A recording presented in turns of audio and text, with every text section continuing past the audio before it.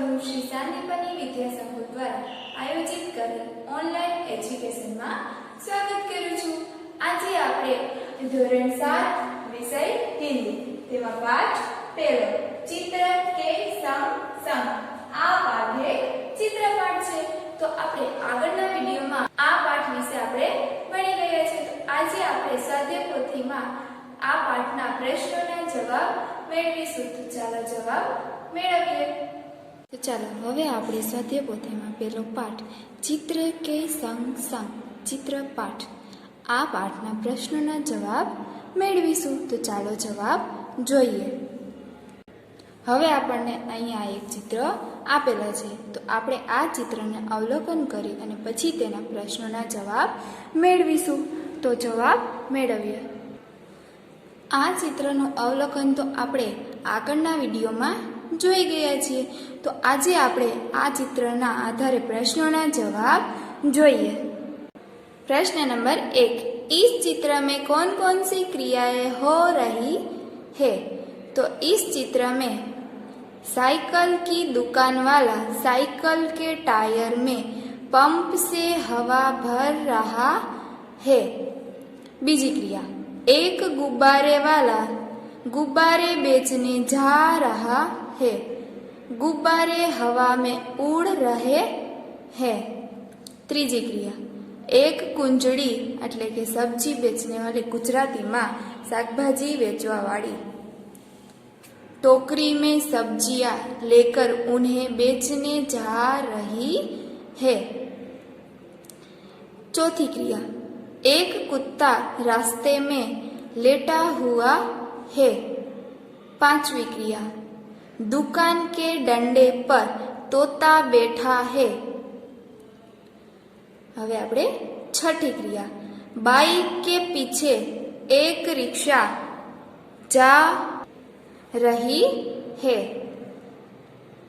सातवीं क्रिया, रिक्शे के पीछे 2 कारें जा रही है। અહીંયા આપણે 8મી ક્રિયા જોઈએ। सड़क पर एक व्यक्ति बाइक पर बैठकर जा रहा है। હવે આપણે 9મી क्रिया, सड़क पर एक मोची अपने सामान के साथ बैठा है। तो અહીંયા આપણો આ પહેલો પ્રશ્નનો જવાબ પૂરો થાય છે। તો હવે આપણે આગળ બીજો પ્રશ્ન જોઈએ। गुब्बारे हवा में क्यों उड़ रहे हैं?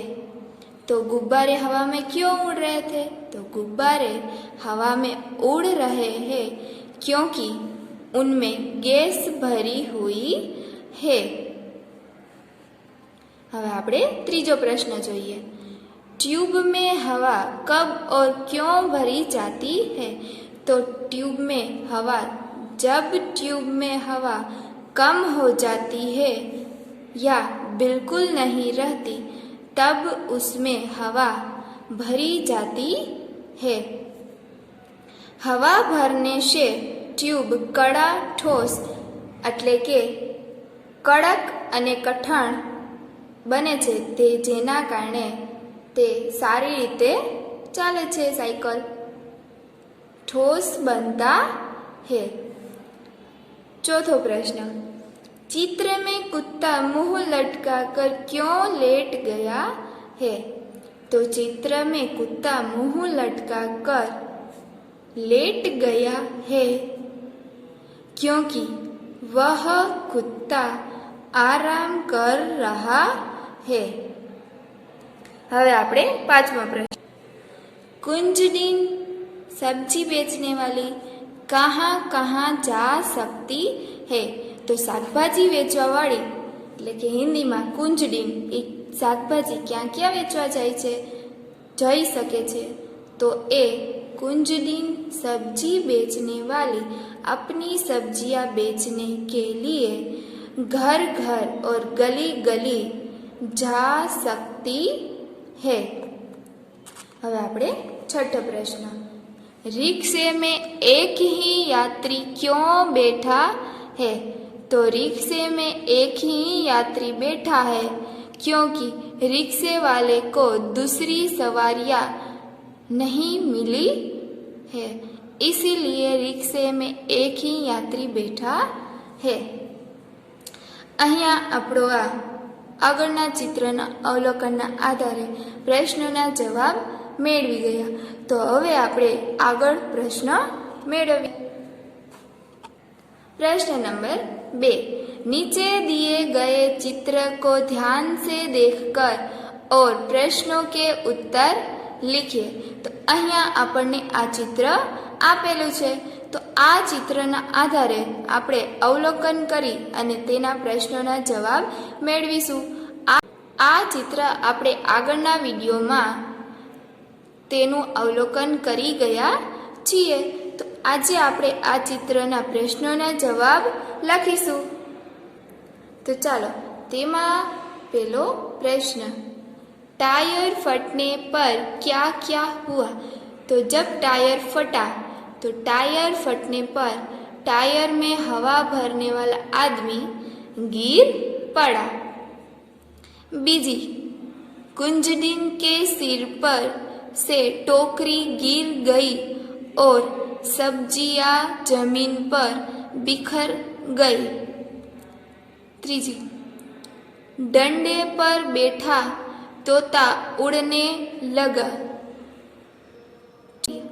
बंधे हुए गुब्बारे छूटकर यहाँ वहाँ उड़ने लगे। पांचवी, मोची का सामान इधर उधर बिखर गया। छठी, लेटा हुआ कुत्ता उठकर भागने लगा। અહીંયા આપણે પહેલા પ્રશ્નનો જવાબ મેળવ્યા। તો હવે આપણે બીજો પ્રશ્ન। બીજું, टायर के अलावा हवा भरी हुई कौन कौन सी चीजें फट सकती है? तो टायर के अलावा फटने वाली अन्य चीजें गुब्बारे, फुटबॉल, बास्केटबॉल, तकिया, मून वॉकर आदि फट सकती है। तीजो प्रश्न, रिक्शे वाले बाइक से क्या टकराया? तो बाइक वाला गलत ढंग से रास्ता बदल रहा था, इसलिए रिक्शे वाला बाइक से टकरा गया। હવે આપણે ચોથો પ્રશ્ન, मोची क्यों रास्ते पर आ गया? तो मोची इसलिए रास्ते पर आ गया, मोची टायर फटने की आवाज सुनकर और डरकर मोची रास्ते पर आ गया। पांचवा प्रश्न, किसी साहसपूर्ण प्रसंग का संक्षेप में वर्णन कीजिए। तो आ प्रश्नનો જવાબ એ તમારી જાતે લખવાનો રહેશે। તો હવે આપણે છઠ્ઠો પ્રશ્ન જોઈએ। प्रश्न 6, टायर क्यों फटा? क्योंकि टायर पुरानी थी और हवा टायर में ज्यादा भर जाने से टायर फट गया। અહીંયા આપણું આ સ્વાધ્યાયપોથીમાં પહેલો પાઠ ચિત્ર કે સંગ સંગ ચિત્રપાઠ પ્રશ્નોના જવાબ પૂરું થાય છે। Thank you.